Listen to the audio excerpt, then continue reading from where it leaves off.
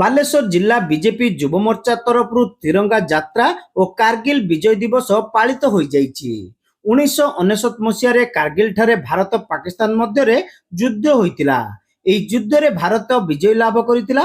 ଏହାର 25 ବର୍ଷ ପୂର୍ତ୍ତି ଅବସରରେ ଜିଲ୍ଲା ବିଜେପି ଯୁବ ମୋର୍ଚ୍ଚାର ସଭାପତି ରାଜେଶ ମହାପାତ୍ରଙ୍କ ଅଧ୍ୟକ୍ଷତାରେ ଅନୁଷ୍ଠିତ କାର୍ଯ୍ୟକ୍ରମରେ ସ୍ଥାନୀୟ ଫାଣ୍ଡିଛକ ନିକଟରୁ ଏକ ତିରଙ୍ଗା ଯାତ୍ରା ବାହାରି ବିବେକାନନ୍ଦ ମାର୍ଗସ୍ଥିତ ସିଦ୍ଧି କଲ୍ୟାଣ ମଣ୍ଡପ ଠାରେ ପହଞ୍ଚିବା ପରେ ଆରମ୍ଭ ହୋଇଥିଲା ସଭା କାର୍ଯ୍ୟ। ଦୀର୍ଘ 100 ମିଟରର ଜାତୀୟ ପତାକାକୁ ଯୁବ ମୋର୍ଚ୍ଚାର ସଦସ୍ୟ ସମେତ ଜିଲ୍ଲା ବିଜେପିର କାର୍ଯ୍ୟକର୍ତ୍ତା ମାନେ ଶୋଭାଯାତ୍ରାରେ ଆଣିଥିଲେ।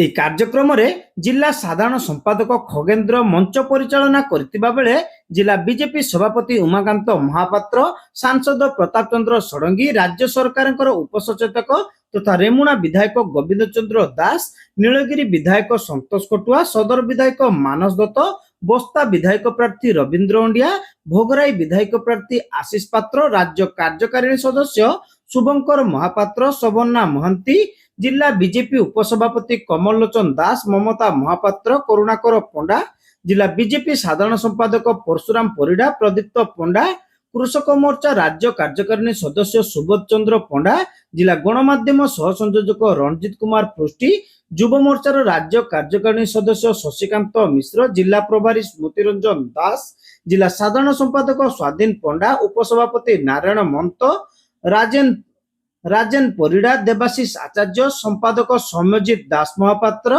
कोषाध्यक्ष स्वरजंकार सेठी, जिला सामाजिक गणमाध्यम संयोजक सुमंत महालिक प्रमुख उपस्थित थिले। कार्यक्रम प्रारंभ में युव मोर्चा सभापति राजेश महापात्र मशाल जाली उद्घाटन करथिले।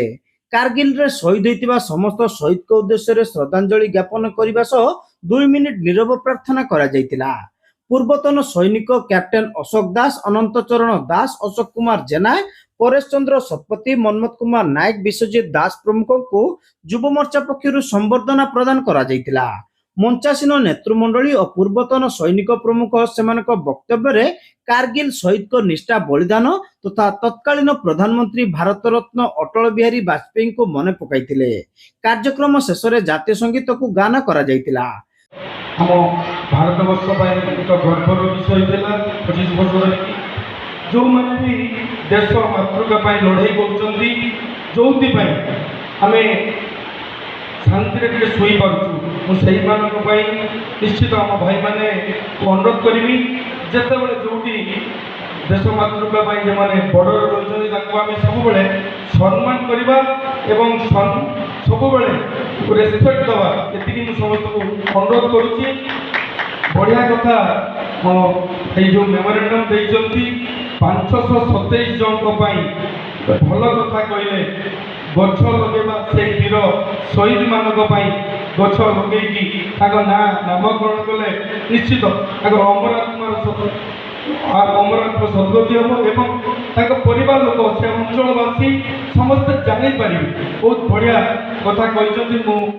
जो वीर गाथा और जो वीरत्वर परिचय हम शहीद माने देइचंती सब सम्मान करवा ये गाथा को जुगे जुगे पर्यंत अमर रखा आम पीढ़ी आम पर पीढ़ी ये गाथा को केमिति मन रखिए से विषय में जत्नवान हवा।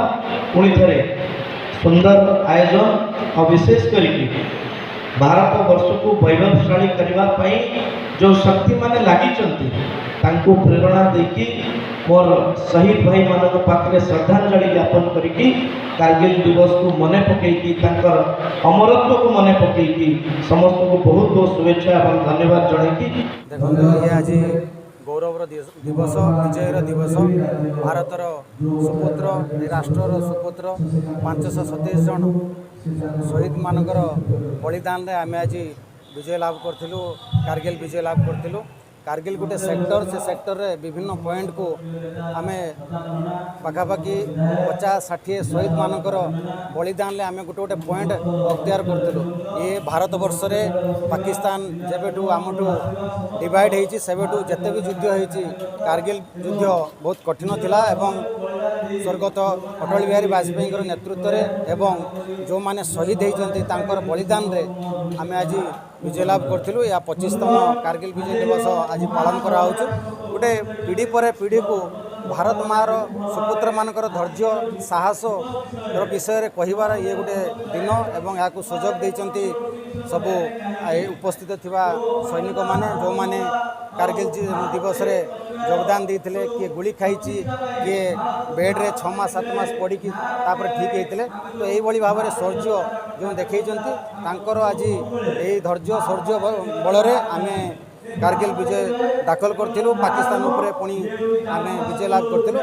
ये आज जो ये दिवस पालन कराऊ ये दिवस ये पालन कराऊ कि परपटे बड़ पीढ़ी जो भारतर गाथा इतिहास एवं युद्ध किपरि भाव में विजय करते तार विषय समस्त को जनइबा एवं समस्ते राष्ट्रवादी एवं भारत मार सुपुत्र हुंतु एवं सबुबले भारत माँ पर राष्ट्र पर बलिदान देवाई तत्पर रुहतु से दिवस पालन करा। आज तिरंगा रैली बाहर केते लंबा थिला केते मीटर से तिरंगा रैली थिला विभिन्न प्रकार आयोजन कराइतला जेहेतु काली संध्यार वर्षा होता आम एठी मशाल रैली करूँ किंतु भोगराई बालियापाल नीलगिरी एवं बस्तारे आमर मशाल रैली होता गत काली आज आमर पूरा जिला जाक गोटे तिरंगा रैली करूँ। आम 100 मीटर तिरंगा रैली थिला एवं भव्य थिला समस्ते योगदान देथिबार मु भी समस्त को धन्यवाद दूँ। आपण माध्यम बालेश्वर प्रत्येक जो युववर्ग आसुँच जो मैंने पाठ भी पढ़ुं समस्ते कारगिल विजय दिवस